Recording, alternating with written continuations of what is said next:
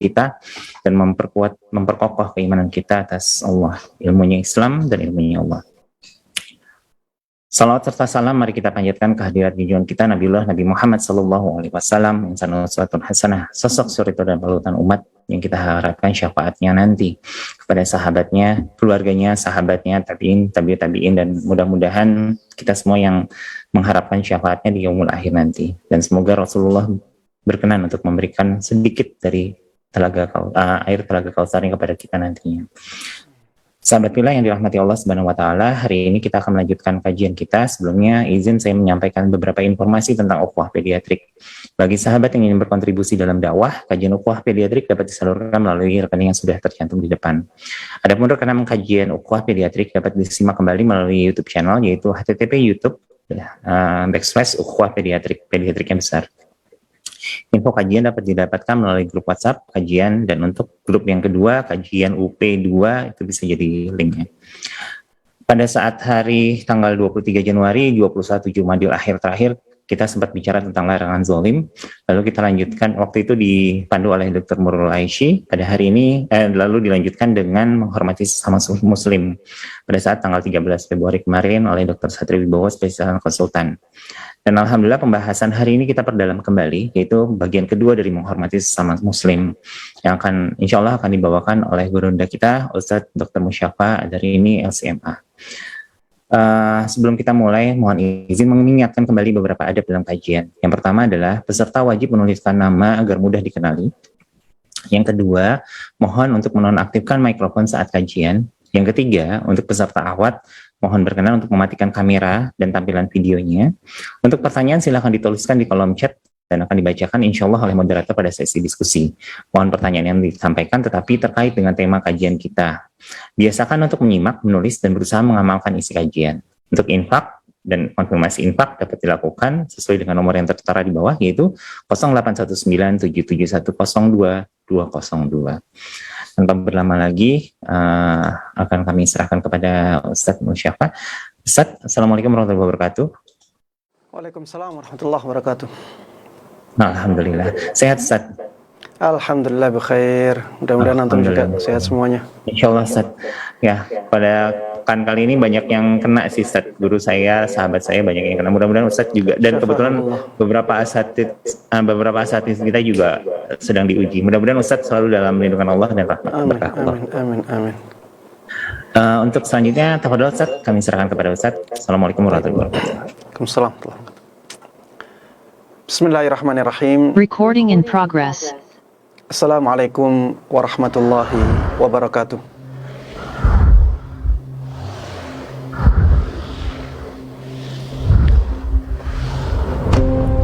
Innal hamdalillah nahmaduhu wa nasta'inuhu wa nastaghfiruh wa na'udzu billahi min shururi anfusina wa min sayyiati a'malina.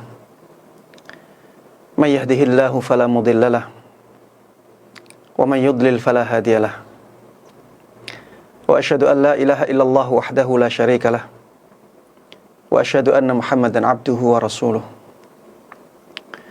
Ya ayyuhalladzina amanu ittaqullaha haqqa tuqatih wa la tamutunna illa wa antum muslimun. Amma ba'd, fa inna asdaqal hadithi kitabullah wa khairal huda Muhammadin sallallahu alaihi wasallam wa syarrul umuri muhdatsatuha fa inna kulla muhdatsatin bid'ah wa kulla bid'atin dhalalah wa kulla dhalalatin finnar.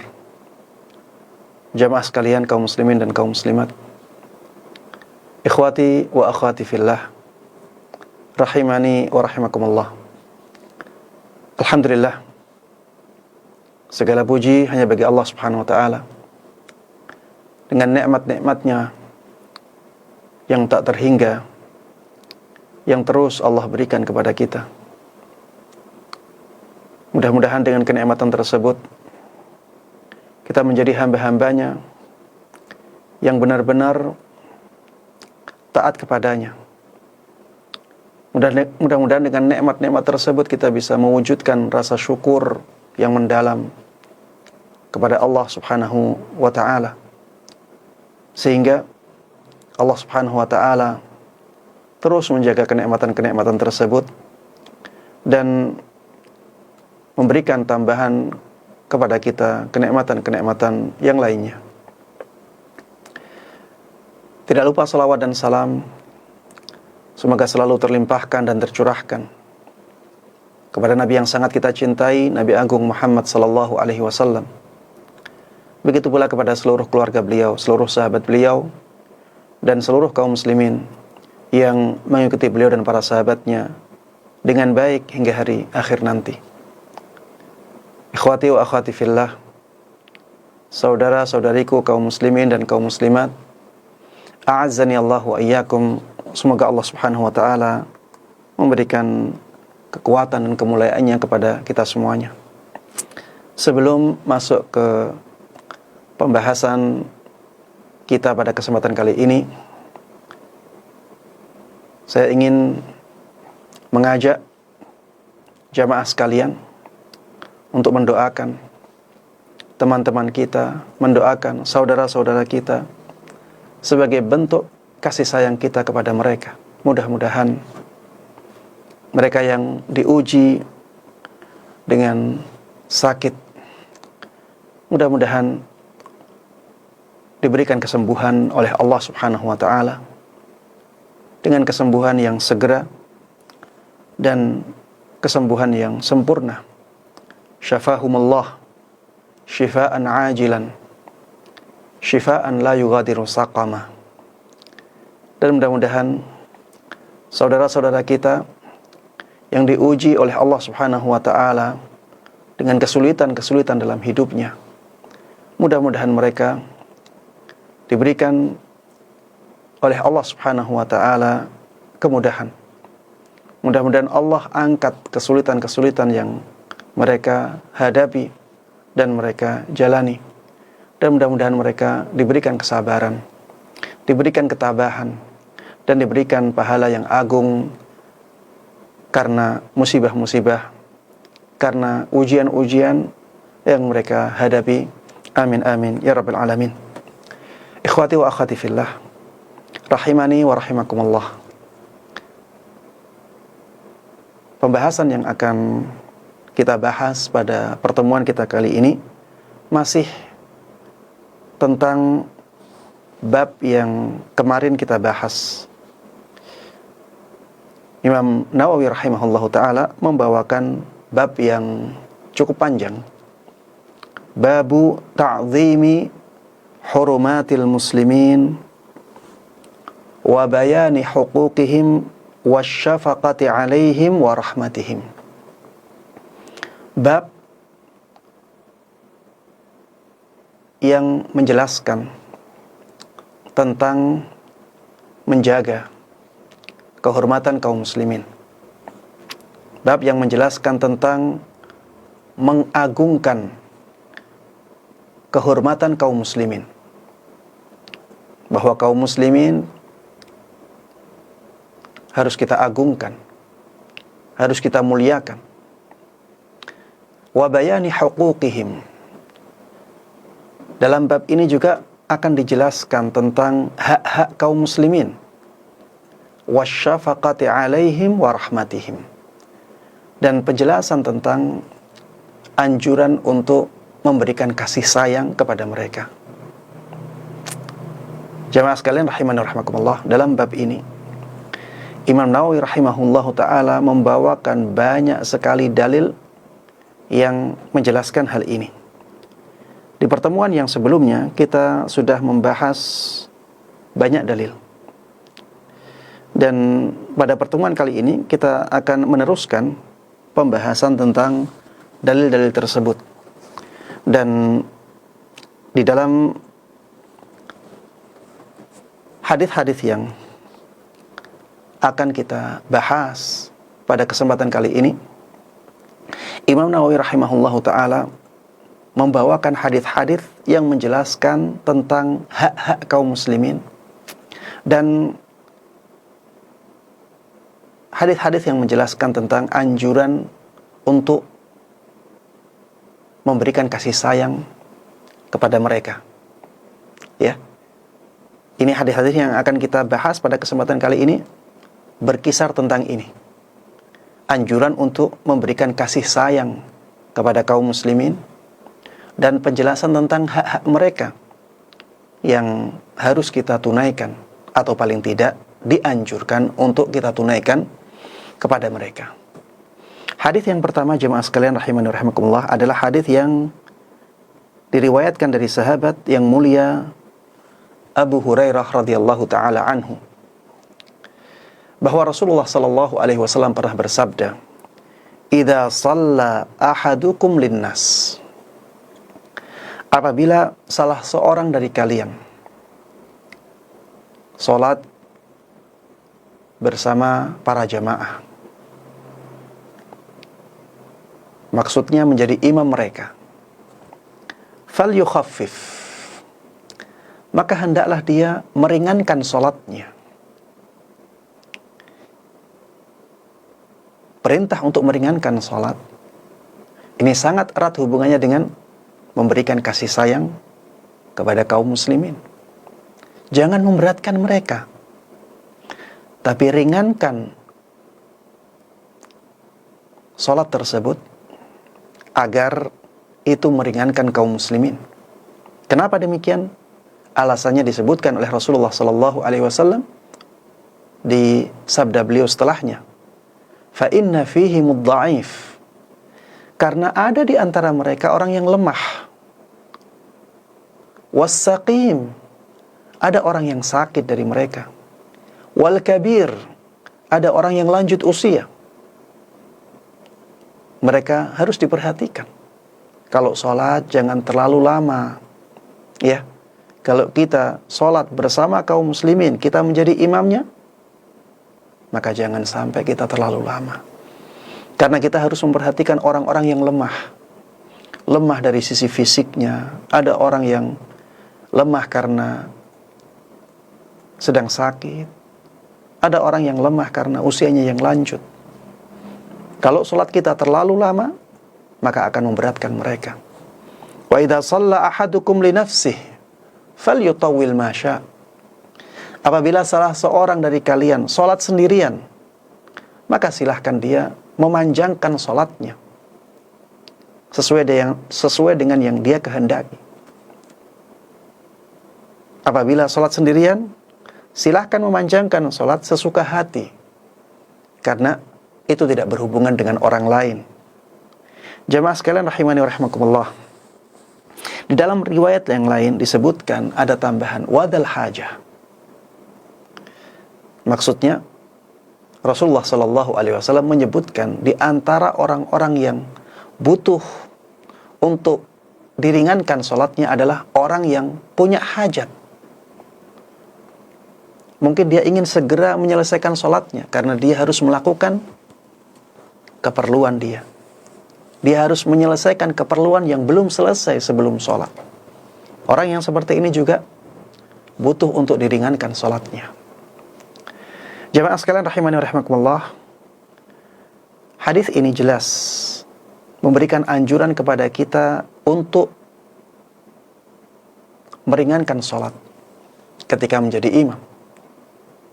Kita harus memperhatikan keadaan kaum muslimin. Namun jamaah sekalian rahimani wa rahimakumullah, sebagaimana disampaikan oleh Syekh Muhammad Ibn Salih Al-Utsaimin rahimahullahu ta'ala, bahwa meringankan sholat itu ada dua.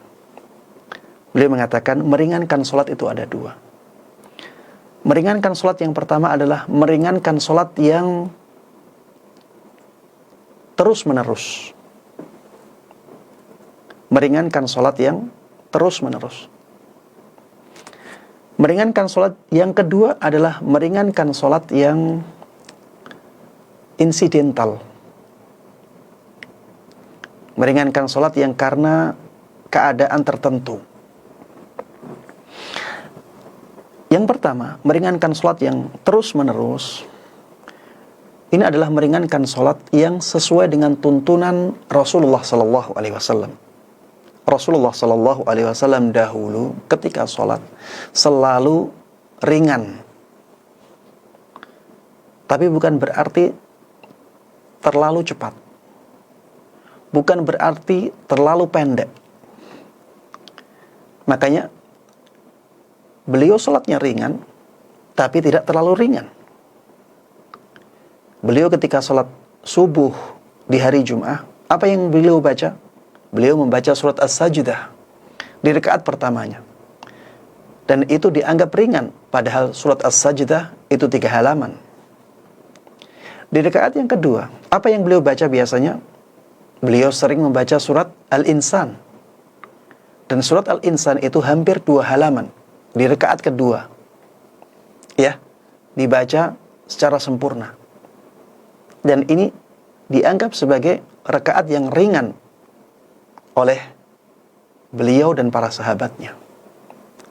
Ini ringan yang dilakukan oleh Rasulullah SAW terus-menerus.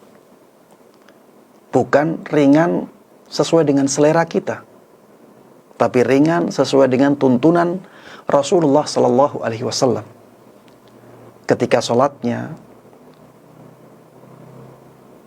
sholat subuh, maka yang dibaca surat-surat yang agak panjang, tapi tidak sangat panjang sekali.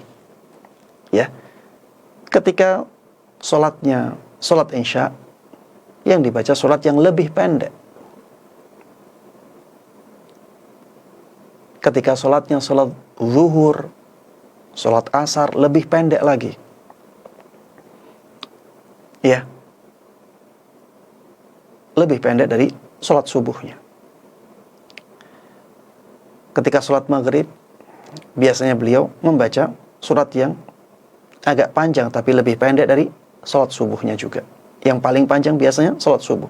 Tapi ini semuanya dianggap ringan oleh beliau dan para sahabat beliau. Inilah ringan yang terus-menerus. Sholat ringan, tapi maksudnya adalah sholat yang sesuai dengan tuntunan Rasulullah SAW. Meringankan sholat yang kedua adalah meringankan sholat karena keadaan tertentu. Seperti ketika Rasulullah SAW mendengar ada tangisan anak kecil, maka Rasulullah SAW di sini meringankan sholatnya dengan keringanan yang melebihi biasanya.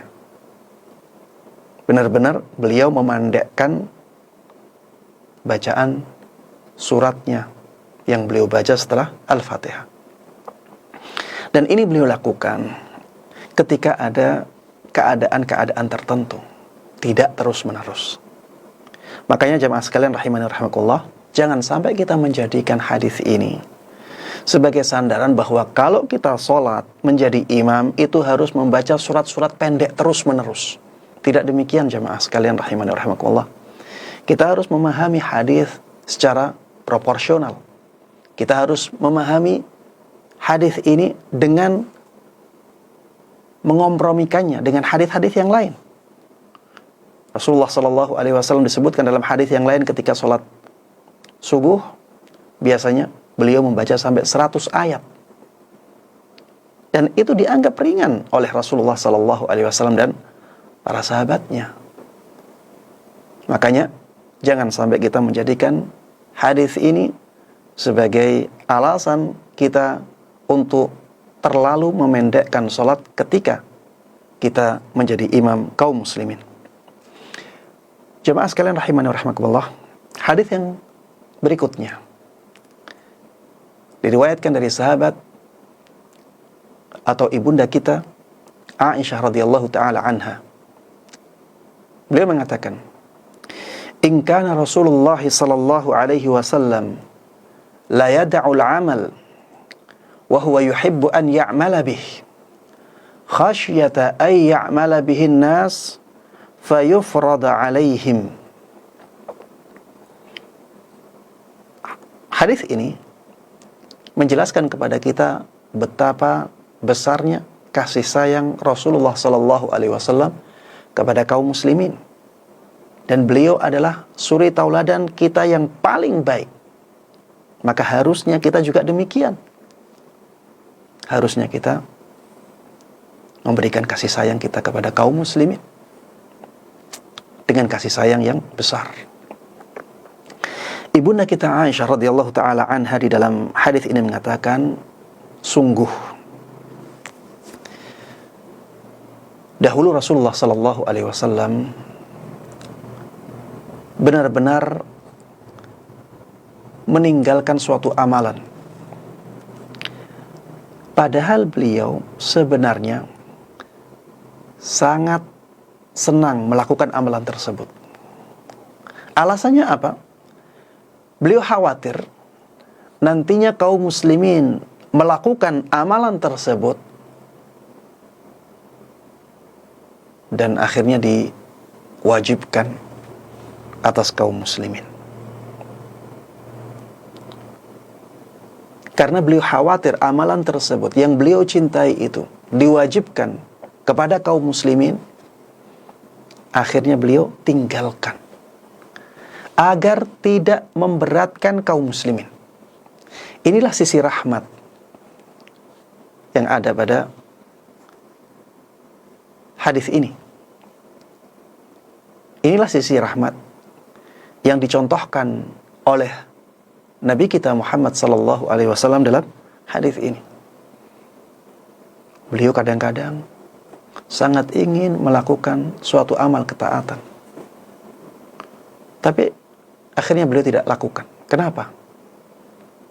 Karena beliau khawatir nantinya amalan tersebut dijalankan oleh kaum muslimin dan akhirnya diwajibkan oleh Allah Subhanahu wa taala. Contohnya apa? Contohnya sholat tarawih yang insya Allah ya kurang lebih sebulan lagi kita akan menjalankannya. Mudah-mudahan Allah Subhanahu wa taala memanjangkan umur kita sampai ke Ramadan depan ini, amin amin ya rabbal alamin. Dan mudah-mudahan Allah Subhanahu wa taala memberikan taufiknya kepada kita semuanya untuk bisa mengambil keberkahan bulan Ramadan, yang mudah-mudahan dengan keberkahan tersebut kehidupan kita akan menjadi mulia di dunia dan di akhirat nanti, amin amin ya rabbal alamin.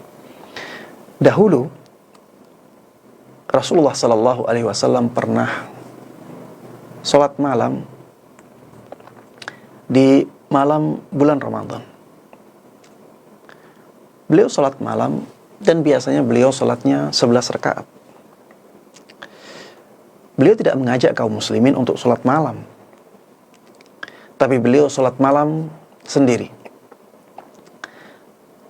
Tapi ketika kaum muslimin tahu Rasulullah sallallahu alaihi wasallam sholat malam, akhirnya mereka menjadi makmum. Mereka ingin sholat bersama Rasulullah sallallahu alaihi wasallam. Malam pertama terjadi sholat malam secara berjamaah. Dan ini bukan karena Rasulullah sallallahu alaihi wasallam ingin mengadakan sholat berjamaah. Malam yang kedua Rasulullah sallallahu alaihi wasallam sholat malam lagi. Kaum muslimin ketika itu datang semakin banyak. Di malam kedua bulan Ramadan. Di malam ketiga Rasulullah sholat malam lagi, dan yang datang semakin banyak. Malam keempat Rasulullah sallallahu alaihi wasallam tidak keluar malam. Tidak keluar untuk sholat malam. Beliau sengaja tidak keluar di malam yang keempat. Dan beliau sampaikan kepada para sahabatnya, Sungguh aku tahu kalian ingin aku sholat malam di malam tadi, malam yang keempat. Tapi aku sengaja tidak keluar sholat malam bersama kalian, karena aku takut, aku khawatir nantinya sholat malam tersebut malah diwajibkan kepada kalian, dan akhirnya kalian merasa keberatan. Inilah rahmat yang sangat luar biasa besarnya dari Rasulullah sallallahu alaihi wasallam untuk umatnya. Ketika Rasulullah sallallahu alaihi wasallam memberikan suri tauladan kepada kita sampai seperti ini, maka harusnya kita juga demikian. Berikan kasih sayang kita yang besar kepada kaum muslimin. Jamaah sekalian rahimani rahimakumullah, lihatlah saudara-saudara kita Lihatlah tetangga-tetangga kita. Lihatlah teman-teman kita yang mereka mengalami kesulitan-kesulitan. Berikan kasih sayang kita kepada mereka. Terutama di hari-hari ini ada gempa di Sumatera. Banyak yang terdampak. Mari kita bantu mereka. Mungkin nanti di tempat lain ada bencana-bencana lain. Maka berikan kasih sayang kita kepada kaum muslimin. Bantu mereka. Ringankan beban mereka. Kalau kita meringankan beban mereka, Allah subhanahu wa ta'ala akan membalas kebaikan itu dengan kebaikan lain yang lebih besar untuk kita. Jemaah sekalian rahimani wa rahimakumullah. Kalau misalnya ada teman kita yang melakukan keburukan, maka berikan kebaikan kepada dia. Nasihati. Berikan peringatan. Ingatkan dengan cara yang halus, dengan cara yang lembut. Dan sampaikan kepada dia bahwa ini adalah bentuk kasih sayang kita. Kalau dia terima, alhamdulillah. Dia tidak terima, juga alhamdulillah. Kita sudah mendapatkan pahala dengan memberikan kebaikan kepada saudara kita. Jamaah sekalian rahimani wa rahimakumullah. Hadis yang berikutnya juga dari ibunda kita Aisyah radhiyallahu taala anha.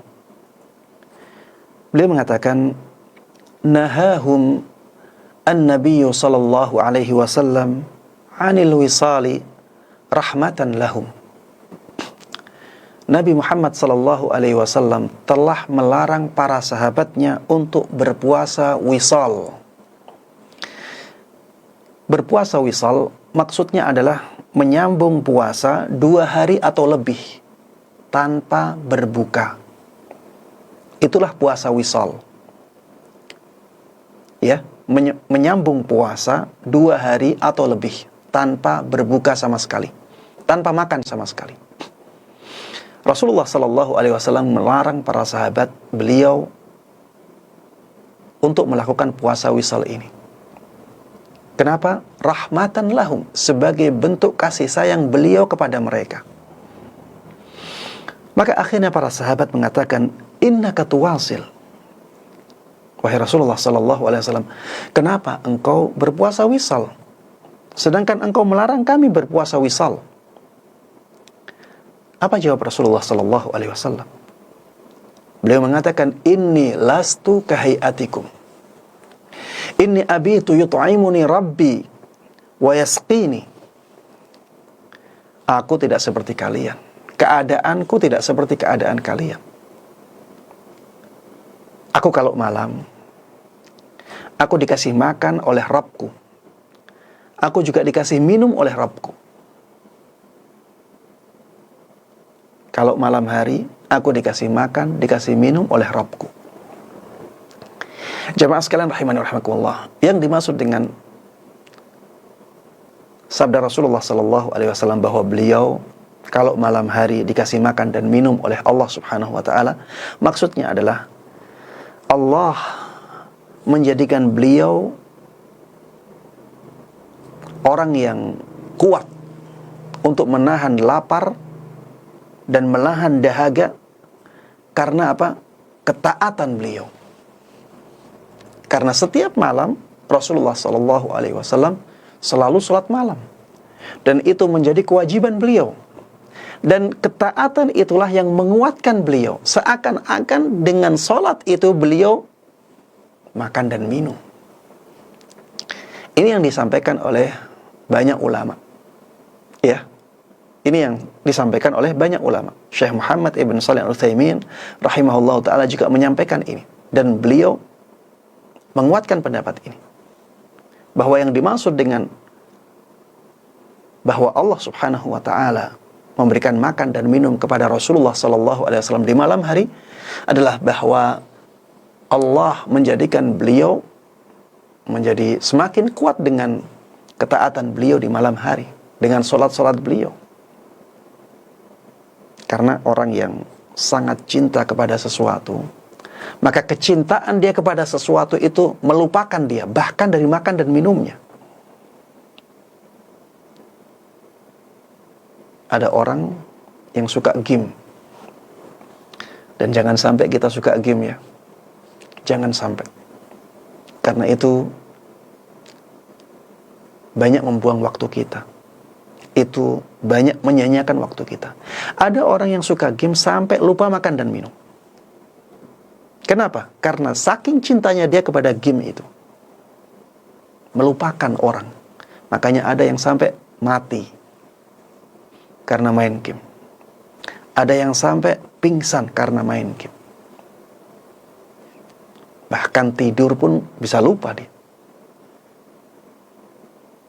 Karena apa? Kecintaan. Itu menjadikan dia kuat. Kuat main game.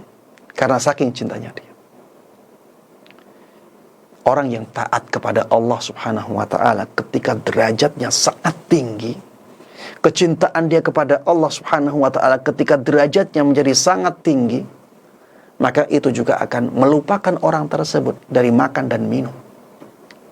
Dan itulah yang dialami oleh Rasulullah sallallahu alaihi wasallam. Makanya beliau mengatakan seperti ini, "Inni lastu kahayatikum." Keadaanku tidak seperti keadaan kalian. "Inni abitu yut'imuni rabbi wa yasqini." Aku selalu diberikan makan dan minum oleh Rabbku di malam hari.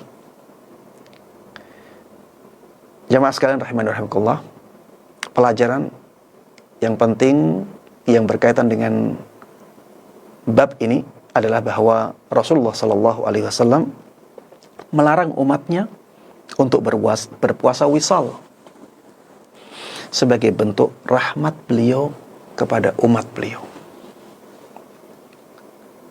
Maka mari kita teladani Rasulullah sallallahu alaihi wasallam dalam memberikan rahmat kepada kaum muslimin. Baik jamaah sekalian rahimani rahimakumullah, hadis yang berikutnya yang dibawakan oleh Imam Nawawi rahimahullahu taala dalam bab ini adalah hadis dari sahabat Abu Qatadah Al-Harith ibn Rib'i radhiyallahu taala anhu. Beliau mengatakan bahwa Rasulullah sallallahu alaihi wasallam pernah bersabda, "Inni la aqumu ila shalah wa uridu an utawwila fiha." Sungguh pernah aku berdiri untuk sholat dan aku ingin memanjangkan sholat tersebut. Garis bawahi kata-kata aku ingin memanjangkan sholat itu.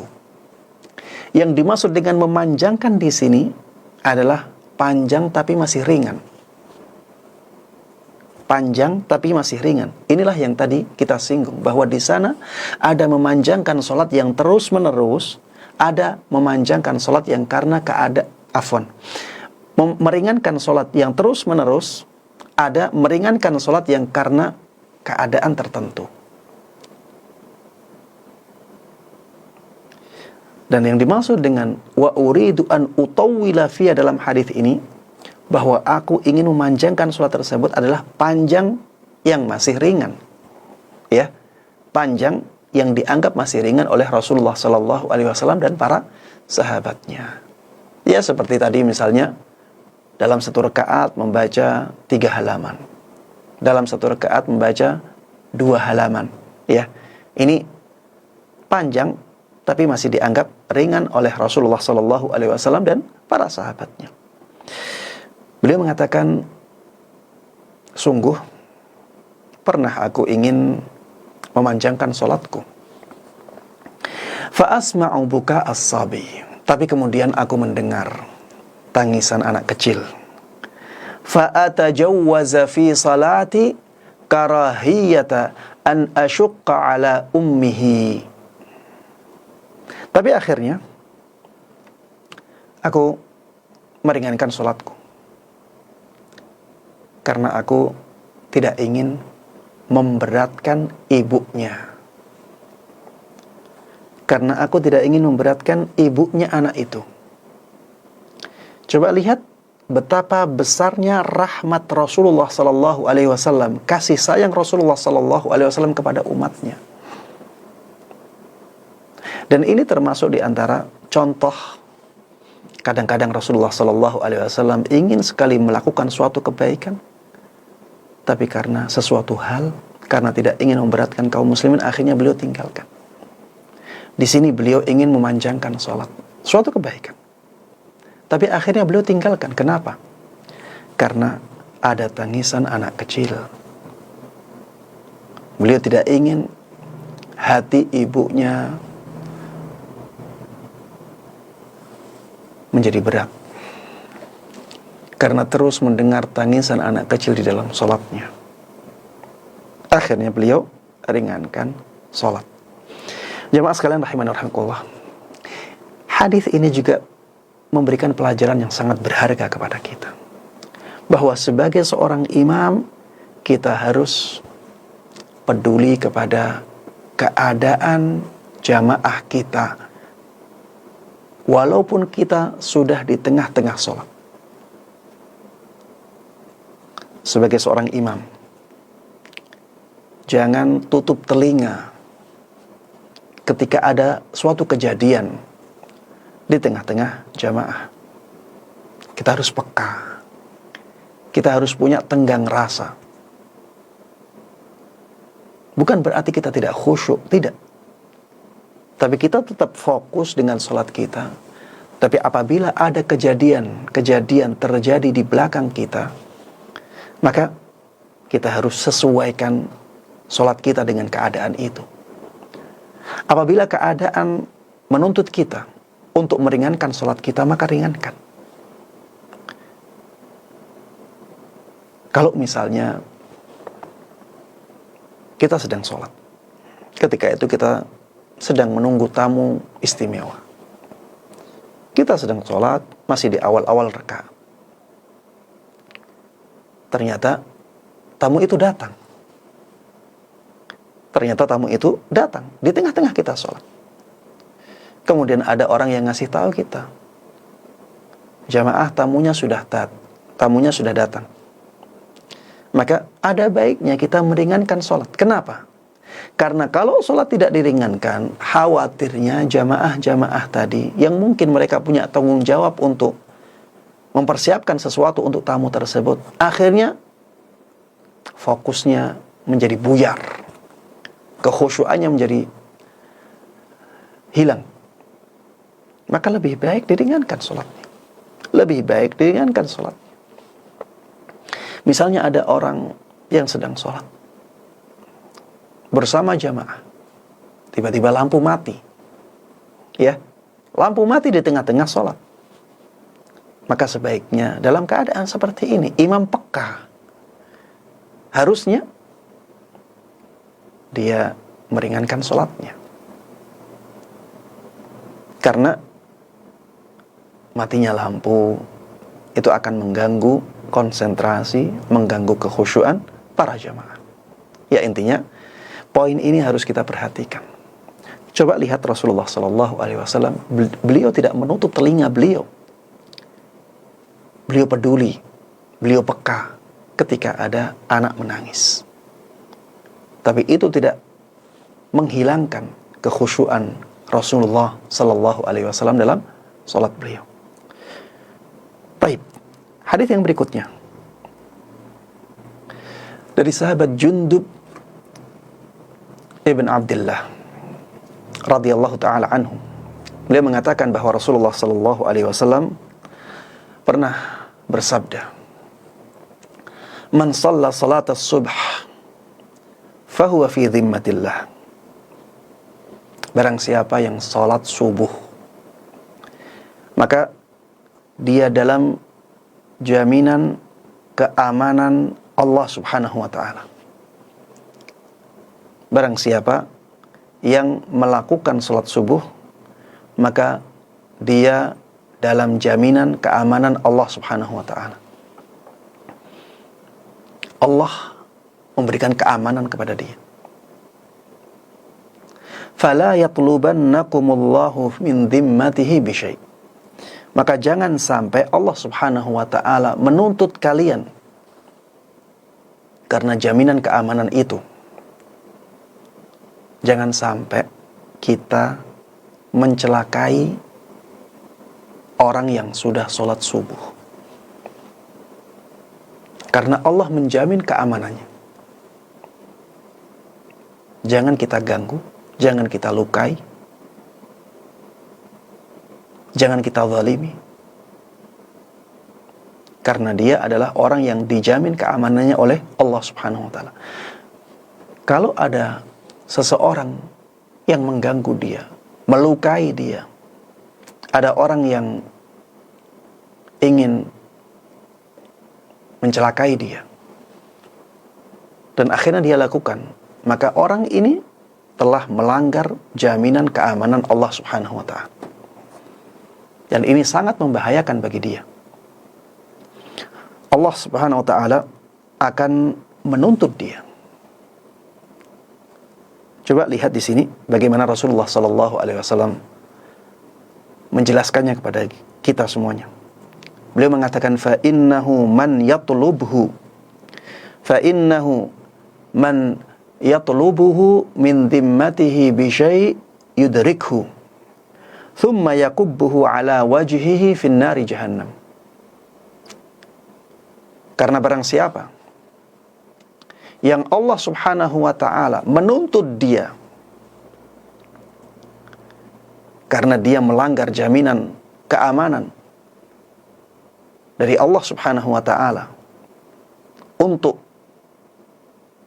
hambanya,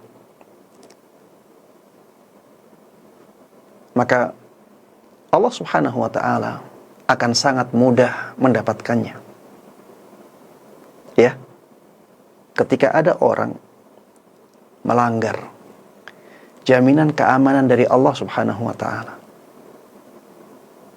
dia melukai orang yang dijamin keamanannya oleh Allah, dia mengganggu orang yang dijamin keamanannya oleh Allah, dia mencelakai orang yang dijamin keamanannya oleh Allah, Allah akan cari dia, Allah akan tuntut dia.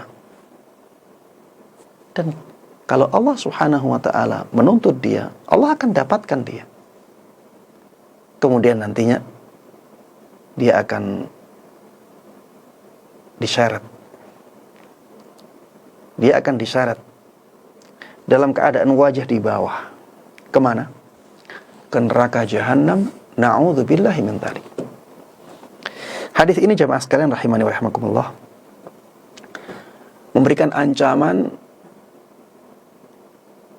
kepada manusia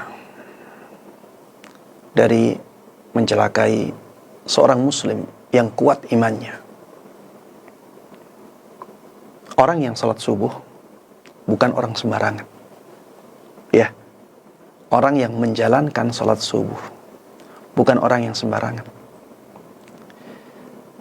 Apalagi di zaman Nabi Muhammad sallallahu alaihi wasallam. Salat subuh itu termasuk di antara salat yang paling berat dirasakan oleh orang-orang munafik. Karena di zaman Nabi Muhammad sallallahu alaihi wasallam waktu subuh itu masih sangat gelap. Belum ada lampu-lampu seperti zaman kita saat ini. Sehingga untuk pergi ke masjid ini suatu perjuangan. Untuk pergi ke masjid ini merupakan perjuangan yang luar biasa.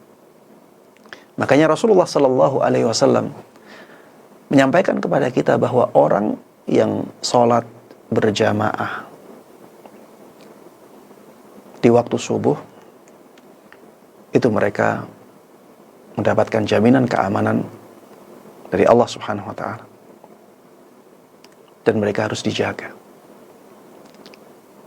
Mereka harus dijaga keselamatannya. Konsekuensinya kita harus memberikan kasih sayang kita yang luar biasa kepada mereka. Kita harus membedakan antara mereka dengan yang lain. Karena kasih sayang kita kepada saudara kita itu sangat dipengaruhi oleh tingkat keimanan dia. Tingkat kualitas keislaman seseorang semakin tinggi tingkat keimanan dan keislaman seseorang, maka dia punya hak yang lebih besar. Maka semakin besar pula hak dia untuk kita sayangi. Semakin tipis keimanan seseorang, semakin lemah keislaman seseorang, maka hak dia dari kasih sayang kita juga akan semakin sedikit.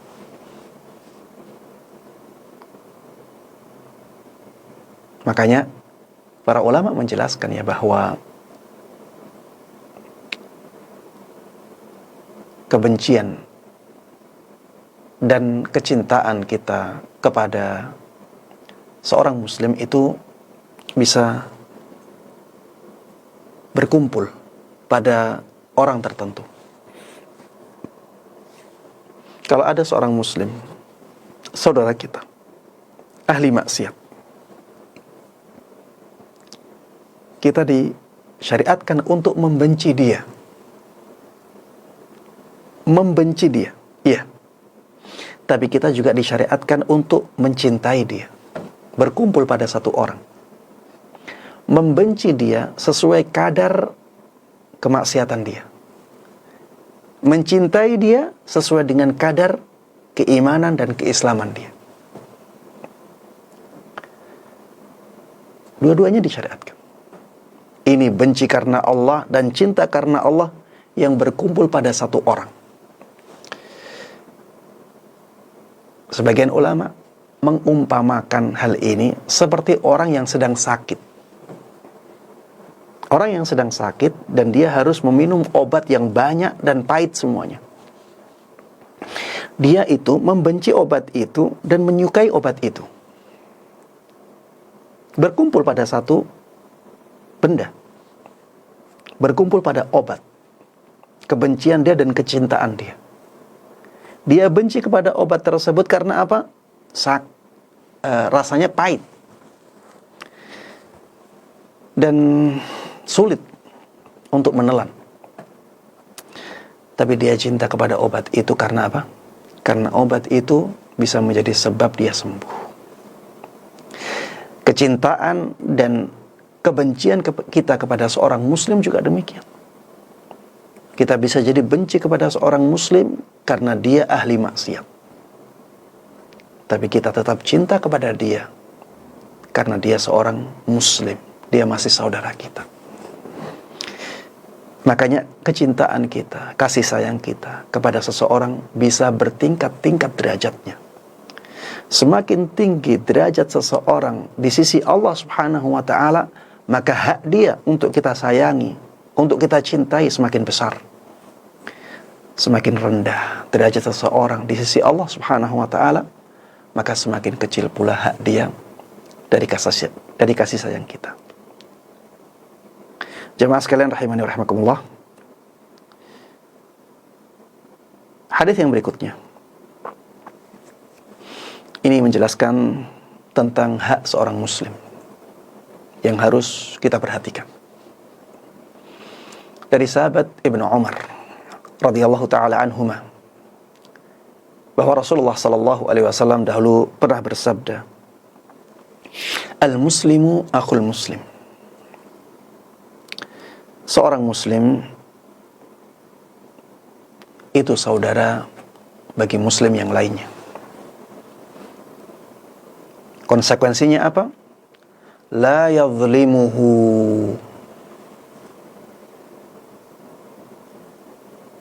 Maka jangan sampai dia menzalimi saudaranya. Konsekuensi dari persaudaraan kita, jangan sampai kita menzaliminya. Dia saudara kita, jangan kita zalimi.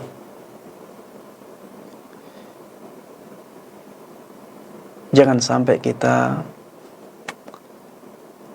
berbuat buruk kepada saudara-saudara kita.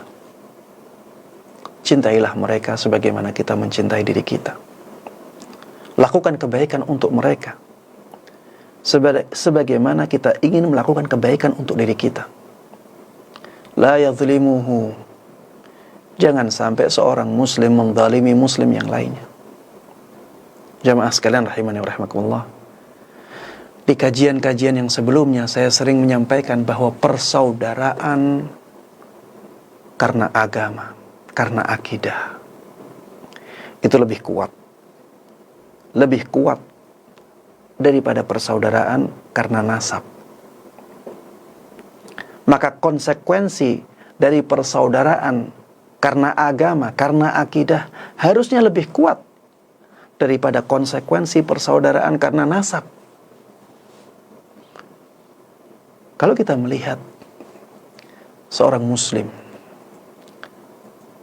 maka kita harus ingat bahwa dia saudara kita dan saudara kuat bagi kita. Jangan sampai kita menzalimi dia.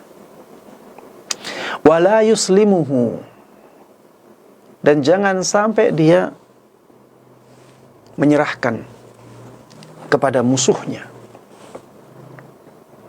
Jangan sampai dia menyerahkan seorang muslim ini kepada siapa? Kepada musuh dia. Karena itu menzaliminya. Karena itu menjadikan kita menyusahkan saudara kita. Harusnya kita menjaga dia. Harusnya kita membela dia. Harusnya kita melindungi dia. Bukan malah menyerahkannya kepada musuhnya. Ini hak seorang muslim yang harus kita tunaikan. Kemudian Rasulullah sallallahu alaihi wasallam mengatakan, "Man kana fi hajati akhihi, kana Allahu fi hajatihi." Barang siapa yang berusaha untuk memenuhi kebutuhan saudaranya, maka Allah Subhanahu wa taala akan selalu memenuhi kebutuhan dia. Al-jaza'u min jinsil amal. Pahala suatu amalan itu akan selalu sejenis dengan amalannya.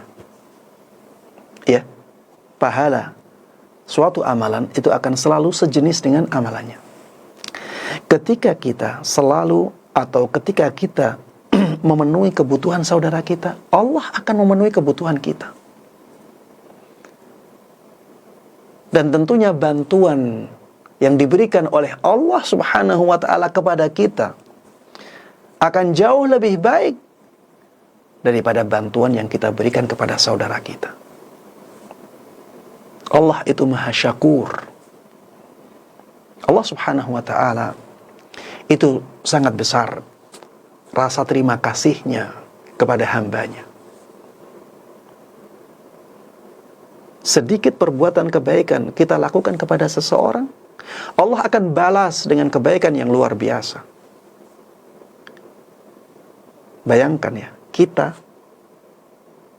sebelum ada, tidak punya jasa apapun, kebaikan apapun kepada Allah. Itu saja diberikan kebaikan oleh Allah. Sehingga kita diciptakan. Kemudian kita diberikan nikmat. Padahal kita belum berbuat apa-apa untuk Allah Subhanahu wa ta'ala. Bagaimana ketika kita sudah melakukan suatu kebaikan? Karena ketaatan kita kepada Allah, tentunya kasih sayang Allah Subhanahu wa ta'ala, tentunya balasan dari Allah Subhanahu wa ta'ala akan semakin besar. Makanya jemaah sekalian rahimani rahimakumullah, ketika kita membantu saudara kita, jangan khawatir. Jangan khawatir dengan keadaan kita. Kalau kita membantu dia, kita akan dibantu oleh Allah Subhanahu wa ta'ala dalam urusan-urusan kita. Dan itu jaminan dari Allah Subhanahu wa ta'ala. Kemudian Rasulullah sallallahu alaihi wasallam mengatakan, "Wa man farraja an muslimin qurbatan, farrajallahu anhu biha qurbatan min qurabi yaumil qiyamah." Barang siapa yang mengangkat kesulitan dari seorang muslim, barang siapa yang menghilangkan kesulitan dari seorang muslim, Allah akan hilangkan kesulitan dia di hari kiamat nanti. Coba lihat, balasan yang jauh lebih besar dari Allah Subhanahu wa ta'ala dari amalan seorang hamba. Kesulitan di dunia tidak seberapa. Ketika seorang hamba mengangkat kesulitan yang tidak seberapa ini, maka Allah Subhanahu wa ta'ala akan memberikan balasan kepada dia di akhirat nanti. Kesulitan-kesulitan yang luar biasa di hari kiamat nanti akan Allah hilangkan dari dia. Wal jaza'u min jinsil amal. Ya, pahala, balasan suatu amalan akan selalu sejenis dengan amalannya. Dan balasan Allah jauh lebih agung. Kemudian Rasulullah SAW mengatakan, "Wa man satara musliman satarahullahu yaumal qiyamah." Barang siapa yang menutup aib seorang muslim, maka Allah Subhanahu wa ta'ala akan menutup aibnya di hari kiamat. Yang dimaksud dengan menutup aib seorang muslim adalah aib-aib yang tidak disengaja oleh seorang muslim, atau aib-aib yang bukan kesalahan dia. Taib. Apa yang dimaksud dengan aib yang tidak disengaja, Ustaz? Misalnya, seorang muslim melakukan dosa karena dia kalah dengan hawa nafsunya, tapi masih dia sembunyikan karena dia malu. Dia melakukannya dengan sembunyi-sembunyi karena dia kalah dengan hawa nafsunya. Orang seperti ini, jamaah sekalian rahimani wa rahimakumullah, masih sangat pantas untuk kita tutup aibnya. Karena apa? Karena dia bukan orang yang jiwanya buruk. Buktinya dia masih malu melakukan kemaksiatan. Ada di sana orang yang memang kebiasaannya buruk.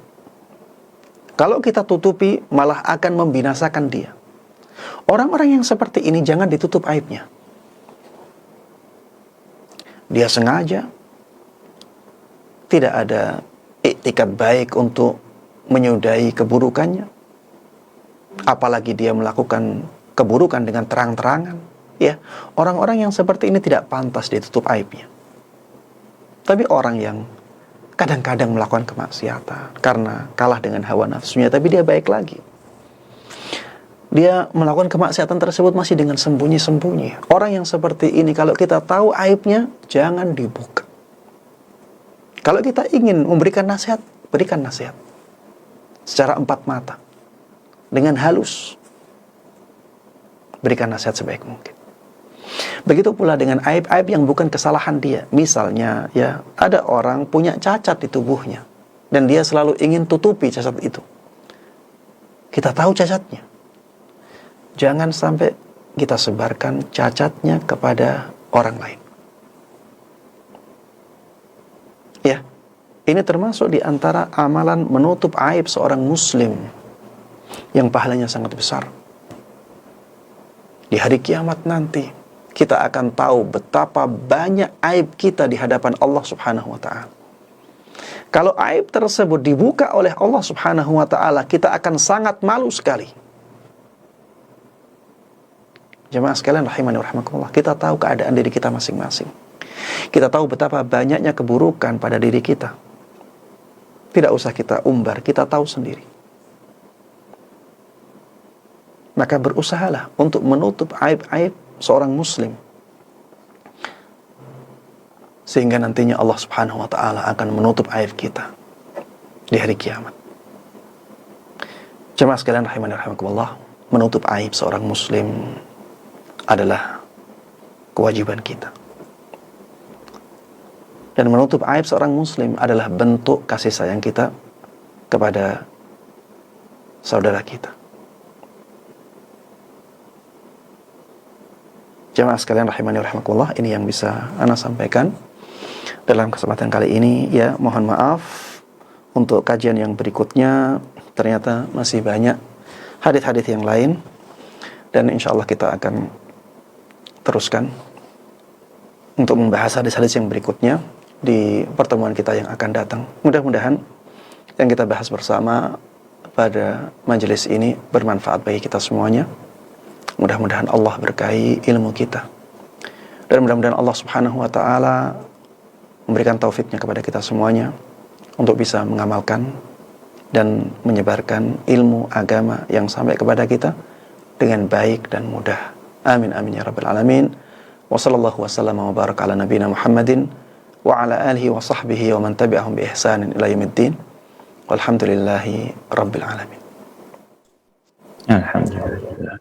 Jazakallahu khairan. Jazakallah. Masya Allah, hari ini kita belajar kalau tidak salah dari hadis 229 sampai 234 ya Ustaz ya. Dan hadis akhir itu yang paling banyak, Masya Allah. Ustaz, mohon izin, kita ada beberapa pertanyaan. Kita diskusi sebentar, bisa Ustaz ya? Ya, Insya Allah. Insya Allah. Ustaz, ada pertanyaan dari Fulana. Ustaz, izin bertanya terkait hadis tadi yang Jundub bin Abdullah radhiyallahu anhu. Penjelasan dalam detail implementasi kata membenci dan mencinta karena Allah yang berkumpul dalam satu orang. Dalam hal ini spesifik sahabat kita ini bertanya bahwa kalau ada anggota keluarga kita yang murtad, apakah masuk dalam pemahaman hadis ini atau tidak, Ustaz? Apa? Baik. Iya. Na'udzubillah min dzalik ya. Apabila kita punya saudara yang murtad,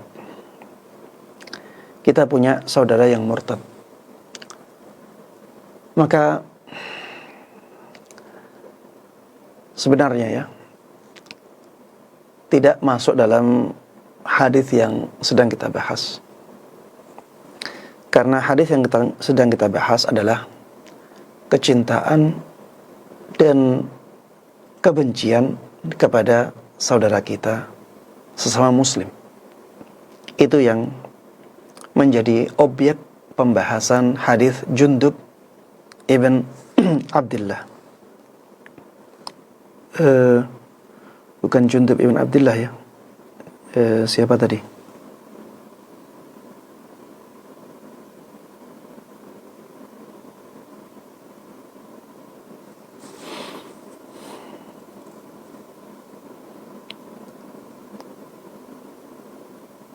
Salat subuh bukan ya Ustaz ya? Iya, salat subuh benar. Cuma iya itu tidak disebutkan secara jelas di hadis tersebut ya. Cuma itu tambahan penjelasan dari ana bahwa sebagai seorang muslim kita harus sangat sayang kepada orang-orang yang keimanannya sangat kuat. Kemudian saya tadi meluas pembahasannya tentang bagaimana kita mencintai atau menyikapi seorang muslim. Kadang-kadang orang tersebut muslim tapi ahli maksiat, maka di sini berkumpul antara kebencian dan kecintaan. Kita benci karena maksiatnya, kita cinta karena keimanannya. Untuk yang ditanyakan tadi yang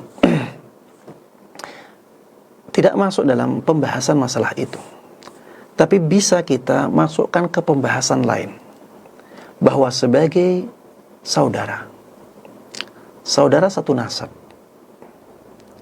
kita harus peduli kepada saudara kita yang satu nasab. Kita harus punya kasih sayang kepada saudara kita yang satu nasab itu.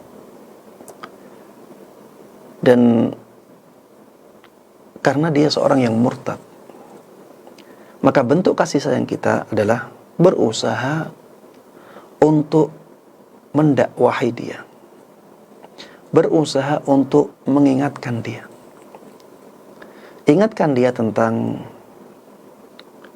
kebenaran Islam yang sudah terbukti jelas dengan bukti-bukti yang sangat kuat ya. Coba ajak diskusi dia. Dia sekarang misalnya keluar dari agama Islam kepada agama apa? Kemudian kita coba pelajari agama itu. Kemudian cari bukti-bukti bahwa agama tersebut adalah agama yang banyak kontradiksinya. Dan akan sangat mudah bagi kita untuk mencari kontradiksi yang ada di agama selain Islam. Kenapa? Karena sudah banyaknya bagian-bagian dari agama itu yang dipalsukan. Ada yang dibuang, ada yang ditambahi. Dan itu menjadikan agama tersebut menjadi agama yang banyak kontradiksinya. Karena Allah Subhanahu wa taala mengatakan afala yatadabbaruna al-Qur'an walau kana min 'indi ghairillah la wajadu fihi ikhtilafan katsira. Tidakkah mereka merenungi Al-Qur'an ini? Seandainya Al-Qur'an itu datangnya dari selain Allah, tentunya mereka akan mendapatkan banyak pertentangan padanya.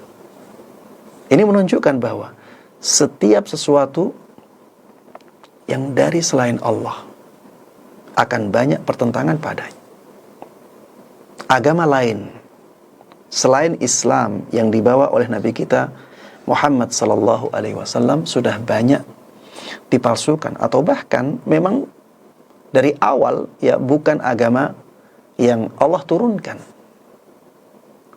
Maka pasti di sana banyak kontradiksi. Manfaatkan sisi ini. Cari kontradiksi yang ada di agama tersebut. Kemudian kita sampaikan. Untuk apa kamu ke agama ini? Kalau kamu butuhnya harta, maka harta itu tidak akan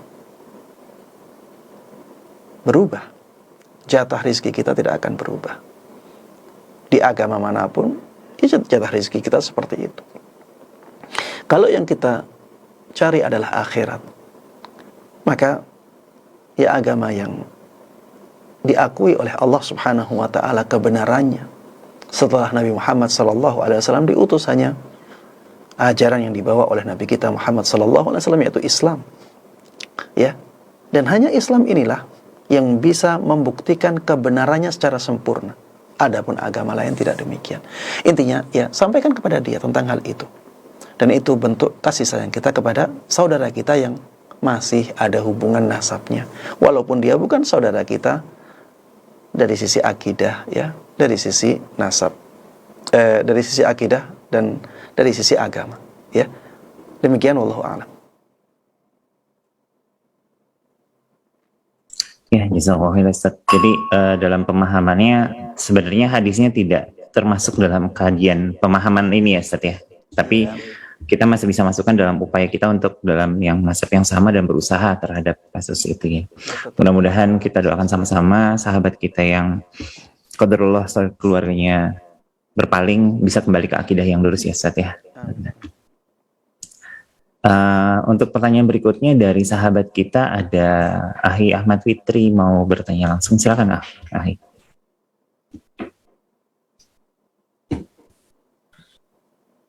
Assalamualaikum warahmatullahi wabarakatuh, Pak Ustadz. Waalaikumsalam warahmatullahi wabarakatuh. Masya Allah. Hayakumullah. Saya Fikri dari anak milenial mau bertanya nih Pak Ustadz, ini sangat menarik, yaitu tentang apa itu Islam ya. Soalnya kayak saya nih kebetulan sholatnya masih bolong-bolong Pak Ustadz. Jadi kalau anak muda biarin aja lah, entar dulu. Soalnya yang kata Pak Ustadz tuh sholat subuh tuh emang berat, apalagi kayak saya nih begadang, taunya lupa sholat subuh. Tipsnya apa ya Pak Ustadz? Demikian. Assalamualaikum warahmatullahi wabarakatuh. Waalaikumsalam warahmatullahi wabarakatuh. Iya, Masya Allah. Jazakallah khair atas pertanyaannya. Mudah-mudahan Allah berikan banyak rahmat dan kebaikan kepada Ahmad Fikri.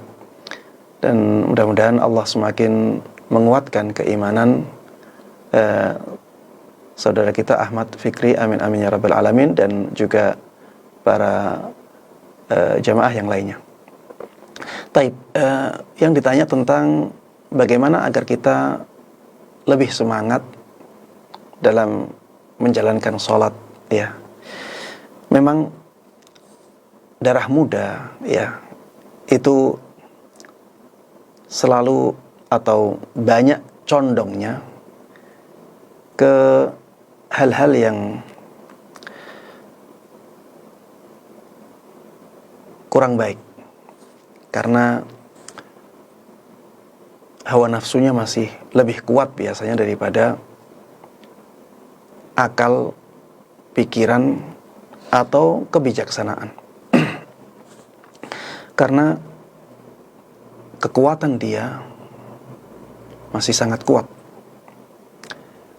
Makanya seringkali ya anak muda itu lebih mudah tergoda dengan syahwat daripada orang yang sudah tua. Karena memang faktor ini ya, anak muda itu kekuatannya masih besar. Dan itu mendorong nafsunya menjadi besar. Makanya anak muda yang bisa hidup dalam ketaatan kepada Allah Subhanahu wa ta'ala itu punya keistimewaan yang luar biasa. Mereka akan mendapatkan naungan istimewa dari Allah Subhanahu wa ta'ala di padang mahsyar. Ketika matahari didekatkan sampai jaraknya tinggal 1 mil.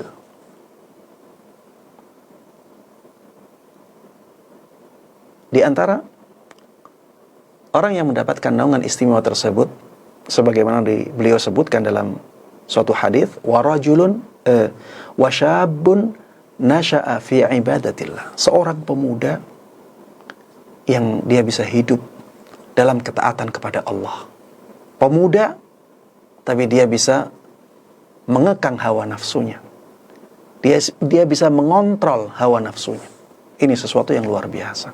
Ya, termasuk di antara ya cara agar kita bisa lebih semangat dalam melakukan ketaatan dan ibadah kepada Allah Subhanahu wa taala adalah dengan mengingat-ingat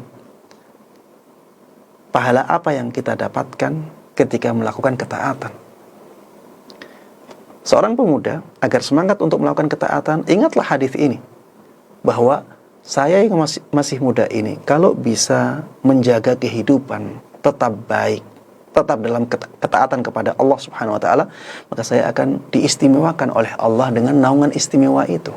Yang ketika itu manusia pada kepanasan ya. Keringat mereka ada yang sampai menenggelamkan mereka. Padahal satu harinya sama dengan 50.000 tahun. Nasallallahu assalamu alaihi. Bayangkan ya, betapa mulianya orang-orang yang mendapatkan naungan khusus itu. Ya, di antara mereka seorang pemuda yang bisa menjaga hidupnya tetap dalam ketaatan kepada Allah Subhanahu wa taala. Yang berkaitan dengan sholat, ya, bagaimana agar kita semangat untuk menjalankan sholat? Di antara caranya, ya, adalah dengan sadar bahwa sholat itu sesuatu yang sangat kita butuhkan. Bukan Allah yang membutuhkan ibadah kita, tapi kitalah yang membutuhkan sholat itu. Kalau kita tidak sholat, maka kehidupan kita juga akan amburadul, tidak akan terarah. Kehidupan kita akan kacau. Kalau sholat kita kacau, kehidupan kita akan kacau. Yang dimaksud dengan kacau di sini adalah kacau dari sisi akhirat. Ya, mungkin dia masih bisa hidup, tapi kehidupan yang tak terarah, kehidupan yang tidak mendatangkan berkah, kehidupan yang tidak menjadikan dia mulia. Untuk apa hidup yang seperti ini? Dengan sholat yang baik, dengan sholat yang khusyuk, seseorang akan dijauhkan dari al-fahsya wal munkar, dijauhkan dari tindakan-tindakan keji dan tindakan kemungkaran. Dengan salat, maka orang akan dijauhkan dari hati yang lemah, yang suka mengeluh, berkeluh kesah. Dengan salat seseorang akan dijadikan dermawan oleh Allah Subhanahu wa taala dan seterusnya. Manfaat yang sangat besar ketika kita menjalankan sholat. Kita sangat butuh kepada sholat itu. Kemudian ingat pula bahwa ketika kita meninggalkan sholat, di sana ada dosa yang sangat besar sekali. Bahkan Ibnul Qayyim rahimahullah ta'ala menyebutkan bahwa para ulama telah sepakat bahwa dosa meninggalkan sholat itu lebih berat, lebih besar daripada dosa perzinaan. lebih besar daripada dosa pembunuhan. Ini kata Ibnul Qayyim, dan Ibnul Qayyim mengatakan ini kesepakatan para ulama. Ingat-ingat bahwa meninggalkan sholat secara sengaja itu benar-benar besar sekali dosanya. Dan dosa yang seperti ini akan mendatangkan kemurkaan Allah Subhanahu wa taala. Sallallahu alaihi wasallam wal afiyah. Ya. Kalau kita melihat perbuatan perzinaan, pembunuhan itu sesuatu yang sangat luar biasa buruknya, maka sebenarnya dosa meninggalkan sholat itu jauh lebih buruk. Makanya para ulama sepakat bahwa perzinaan itu tidak menjadikan seseorang keluar dari Islam selama dia tidak menghalalkannya. Para ulama sepakat bahwa pembunuhan tidak menjadikan seseorang keluar dari Islamnya selama dia tidak menghalalkan pembunuhan. Tapi orang yang meninggalkan sholat, para ulama ada yang mengkafirkannya.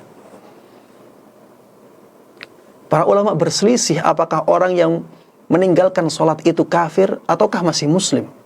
Ini menunjukkan bahwa dosa meninggalkan sholat itu jauh lebih besar daripada dosa pembunuhan, dosa perzinaan. Saya tidak sedang meremehkan dosa perzinaan. Kita bukan sedang meremehkan dosa pembunuhan. Dosa perzinaan, dosa pembunuhan itu sangat luar biasa besarnya. Tapi sebenarnya dosa meninggalkan sholat dengan sengaja ini lebih besar daripada dosa perzinaan, dosa pembunuhan. Ya, makanya ingat-ingat ini. Kemudian jamaah sekalian rahimani rahimakumullah. Walaupun kita masih muda, ingatlah bahwa kematian bisa datang kapan saja. Kematian bisa datang kapan saja. Betapa banyak orang-orang yang asalnya sehat, bugar, masih muda, tiba-tiba meninggal. Entah itu karena kecelakaan, entah karena jatuh, entah karena sesuatu yang lain, atau bahkan dia tidur, tidak bangun lagi. Coba bayangkan kalau kita mengalami hal yang seperti itu dalam keadaan kita sering bolong sholatnya. Jangan sampai apa yang disebutkan oleh Allah Subhanahu wa ta'ala terjadi pada diri kita. Di surat Al-Mu'minun, Allah Subhanahu wa ta'ala berfirman, hatta idza jaa ahadahumul maut qala rabbirji'un.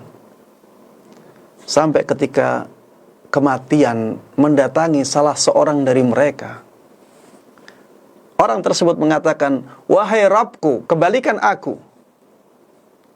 Dia mati, sekarang baru sadar. Akhirnya dia mengatakan, wahai Rabbku, kembalikan aku ke dunia lagi. La'alli a'malu salihan fima tarakt. Semoga aku bisa melakukan amal-amal soleh yang dulu aku tinggalkan. Apa kata Allah Subhanahu wa ta'ala? Kalla, tidak mungkin itu terjadi. Tidak mungkin engkau dikembalikan lagi ke dalam kehidupan dunia. Innaha kalimatun huwa qailuha. Sungguh itu adalah kalimat yang akan dikatakan oleh dia. Setiap orang yang sama keadaannya dengan orang ini, maka dia akan menyesal. Ya, ingat-ingatlah itu. Coba bayangkan kalau ternyata kejadian itu benar-benar terjadi setelah kematian kita. Sallallahu alaihi wasallam.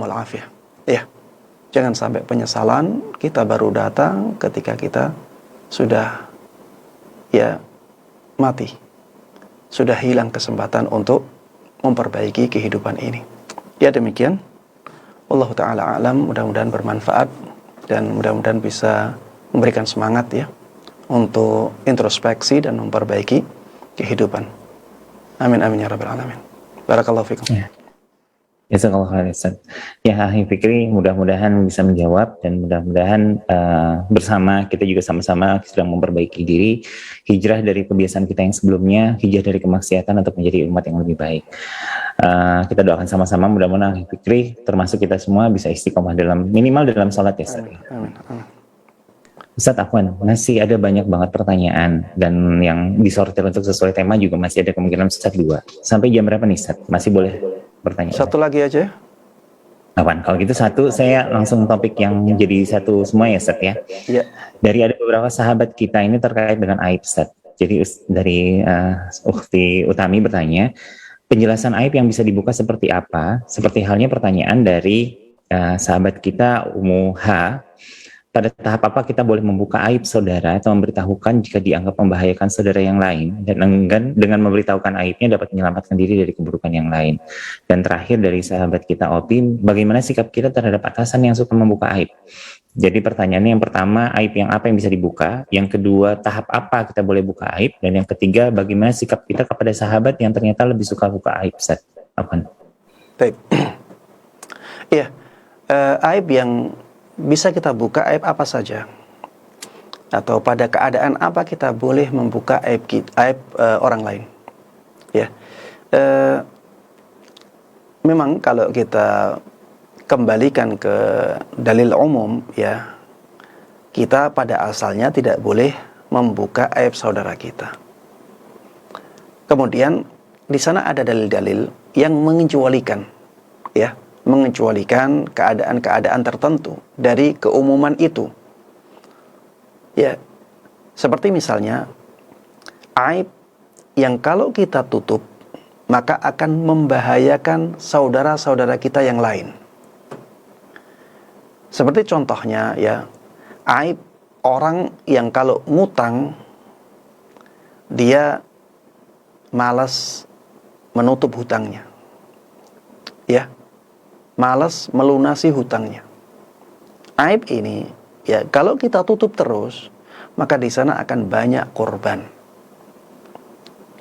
Makanya Rasulullah Sallallahu Alaihi Wasallam membolehkan kita untuk membuka aib ini. Beliau mengatakan dalam hadisnya, matlul ghaniyyi zulmun. Kemudian dalam hadis yang lain dikatakan yuhillu irdahu wa uqubatah. Ketika ada orang yang mampu membayar tapi dia tidak segera membayarnya, maka tindakannya itu menjadikan orang lain boleh menurunkan kehormatannya. Maksudnya boleh dibuka aib itu kepada yang lain dan membolehkan orang lain untuk menghukumnya. Makanya kalau ada orang-orang yang sudah terbukti, ya, kita pernah sekali kena, saudara kita pernah sekali kena, saudara kita yang lain juga pernah, kita boleh menyebarkan aibnya tentang itu. Tidak usah kita sebarkan aibnya yang lain. Sudah katakan kepada orang-orang, orang ini kalau ngutang tidak mau melunasi atau sulit sekali melunasi. Agar apa? Agar kita bisa melindungi saudara-saudara kita dari kezaliman dia. Ya. Kemudian di antara aib yang boleh kita sebarkan adalah aib yang berkaitan dengan agama, agar orang-orang tidak tertipu dengan dia dalam masalah agama. Ya, misalnya ada orang yang dia banyak menyebarkan kesesatan, banyak menyebarkan penyimpangan, tapi orang-orang terpukau dengan orang ini. Maka seorang yang alim, yang tahu aibnya orang ini, dibolehkan untuk menyebarkan aibnya dalam masalah agama, ya, agar orang-orang tidak terpukau lagi dengan orang ini. Karena kalau dibiarkan seperti ini, betapa banyak dari saudara-saudara kita yang akhirnya menjadi menyimpang karena perkataan-perkataan dia. Ya boleh bagi seorang alim yang tahu aibnya dalam masalah agama untuk menyebarkannya kepada orang lain. Sebenarnya si fulan ini, misalnya ya, sebenarnya si fulan ini perkataannya tidak berdasar. Banyak perkataan-perkataannya yang menyimpang, banyak perkataan-perkataannya yang menyelisih perkataan para sahabat, menyelisih perkataan para imam. Kita sebutkan satu-satu. Boleh.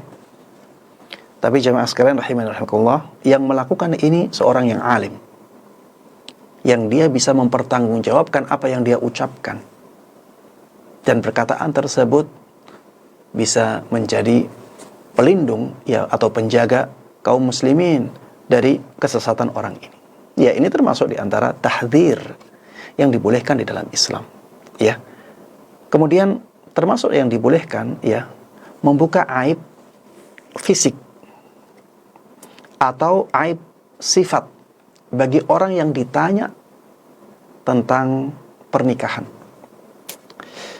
Misalnya ada si fulan dengan si fulanah mau menikah.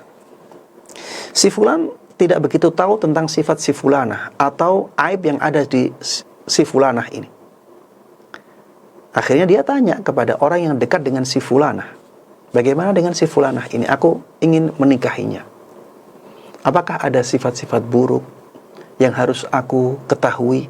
Mungkin bisa menjadi pertimbanganku untuk melangkah atau tidak meneruskan langkah ini. Orang yang ditanya dengan pertanyaan seperti ini, ketika dia tahu aib ini, maka dia harus menyampaikan. Ini bukan hanya dianjurkan untuk menyampaikan, tapi dia harus menyampaikan. Sampaikan dengan jujur. Yang ana tahu sifatnya si fulanah ini kurang baik dari sisi ini. Dia kurang baik dari sisi ini. Atau dia punya aib di tubuhnya. Bagian sini. Aibnya seperti ini. Seperti ini dibolehkan. Dan ini merupakan bentuk kasih sayang kita kepada saudara kita yang ingin melangkah. Dan ingin menikahi si fulanah ini. Karena jemaah sekalian rahimani wa rahimakumullah, kalau dalam posisi seperti ini kita menutup aibnya si fulanah ini, kita berarti menjadikan orang ini terjatuh ke dalam keadaan yang sulit nantinya. Setelah dia menikah, kita katakan dia baik-baik saja, ternyata banyak aibnya. Kasihan saudara kita ini. Tapi jemaah sekalian rahimani wa rahimakumullah, ketika kita membuka aib ini untuk dia, maka jangan sampai aib ini tersebar juga kepada yang lain. Ini khusus, ya. Tapi ini dibolehkan. Kemudian di antara menyebut aib yang dibolehkan juga adalah ketika kita ingin mengadukan sesuatu kepada hakim tentang kejahatan orang lain, tentang perbuatan orang lain. Atau misalnya kita ingin menyampaikan keburukan yang dilakukan oleh orang lain yang membahayakan orang lain. Seperti misalnya kita sebagai siswa di sekolah atau kita sebagai santri di pondok, kita melihat ada teman kita yang sukanya melakukan kemaksiatan dengan sesama misalnya. Kita tidak berani menasehatinya. Tapi kalau dibiarkan akan mengganggu dan merusak teman-temannya yang lain. Kita bisa sampaikan kepada guru, kepada orang lain, kepada yang bertugas untuk masalah-masalah seperti itu, agar keburukannya tersebut tidak berpengaruh buruk kepada orang lain dan agar dia bisa berhenti dari keburukannya. Ya, ini diantara hal-hal yang membolehkan kita untuk membuka aib orang lain. Kemudian diantara yang membolehkan kita membuka aib orang lain adalah ketika dia sudah terang-terangan melakukan kemaksiatan di hadapan umum. Dia biasa melakukan kemaksiatan. Ada orang-orang yang tidak tahu itu. Kita boleh mengabarkannya kepada dia, kalau si fulan ini seperti ini, si fulan ini sebenarnya orang tidak baik. Dia terang-terangan mabuk-mabukan, terang-terangan mengganggu wanita dan seterusnya. Kalau sudah terang-terangan seperti itu, maka tidak ada gunanya lagi kita menutup aibnya. Karena dia sendiri yang membuka aibnya di hadapan banyak orang. Dan kalau yang seperti ini ditutup-tutupi, maka justru malah akan menjadikan dia terus seperti itu. Tidak mengingatkan dia. Dan orang lain bisa tertipu dengan dia juga. Ya, wallahu ta'ala alam. Bagaimana kita menghadapi teman yang suka membuka aib orang lain? Ya, kita bisa memberikan nasihat kepada dia. Bahwa kalau kita membuka aib orang lain, maka nantinya ya Allah Subhanahu wa taala akan membuka aib kita. Sekuat apapun kita menutup aib kita, kalau kita sembarangan membuka aib orang lain, Allah akan buka aib kita. Allah akan permalukan kita. Dan tidak ada yang bisa menghalangi kehendak Allah Subhanahu wa taala. Ya, demikian jemaah sekalian rahimani rahimakumullah yang bisa ana sampaikan, ya mudah-mudahan bermanfaat dan diberkahi. Amin amin ya rabbal alamin. Amin ya Allah. Jazakallahu khairan Ustaz. Jadi ada batasan ya dalam kita membuka aib. Yang pertama adalah mungkin lebih banyak ke nawaitunya. Kita berpikir bahwa membuka aib itu untuk mencegah kemudaratan lebih lanjut ya Ustaz ya dalam hal ini dan memberikan kemaslahatan. Jangan ada agenda pribadi dalam hal ini. Terus tadi Ustaz juga ingatkan kalaupun dalam konteks yang menyampaikan aib seseorang dan membuka faktanya harus seorang yang alim sehingga dia bisa mempertanggungjawabkan apa yang dilisankan atau disebarkan dengan ilmunya gitu ya Ustaz ya. Masya Allah. Sudah cukup banyak yang kita terima hari ini. Mudah-mudahan bisa bermanfaat untuk semua. Mohon izin Ustaz kita review sedikit dari apa yang dibaca dari tadi. Ustaz tadi memulai dari ini bagian kedua dari sebenarnya